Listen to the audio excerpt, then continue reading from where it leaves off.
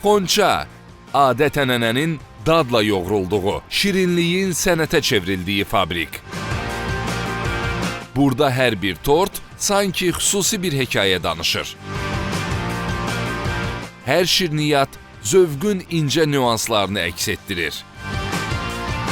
Ustaların sevgisi və peşəkarlığı ilə hazırlanan məhsullar ad günlərini, bayramları daha şirin və rəngarəng edir. Bu dəfə də sizi Xonçanın dadı damağınızda qalan məhsullarını hazırlayan qəhrəmanlarımızdan biri ilə tanış edəcəyik. Tanış olun, onlardan biri. Mən Gülnarə Alşanova, 29 yaşım, 2 övladım var. Gülnarə xanım, hər toxunuşda gözəllik yaratdığınız bu şirin məkanda hansı peşəni təmsil edirsiniz? Xonça fabrikində tort dekorçusu kimi işləyirəm.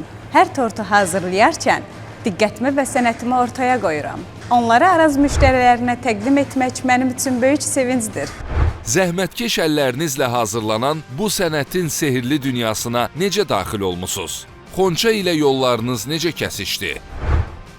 Uşaqlıqdan bu sənətə böyük marağım var idi. Anam evdə şirniyyat hazırlayanda onu diqqətlə izləyirdim. Sonralar kursa gedərək bacarıqlarımı daha da təkmilləşdirdim. Artıq bir ildən çoxdur ki, Xonça fabrikində hər tortda öz xəyalımı canlandırıram.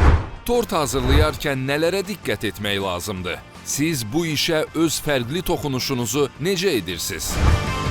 Tortun hər qatını sevgi və diqqətlə düzürəm. Naxışları və bəzəkləri vurarkən isə səbirlə işləyirəm ki, tort həm gözəl görünsün, həm də zövq versin. Gülnarə xanım, deyirlər, nağıl tortunuz dillərə dastandır.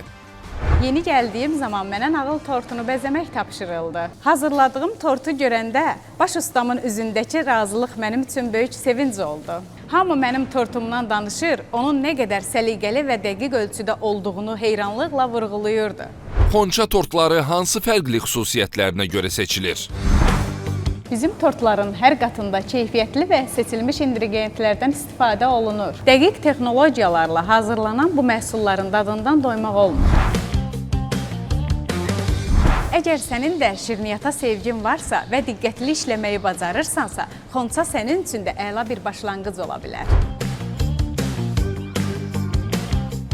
Nə yaxşı ki, mən də Xonçanı seçdim və nə yaxşı ki, zəhmətkeş əllərimizlə xalqımızın xidmətindəyik.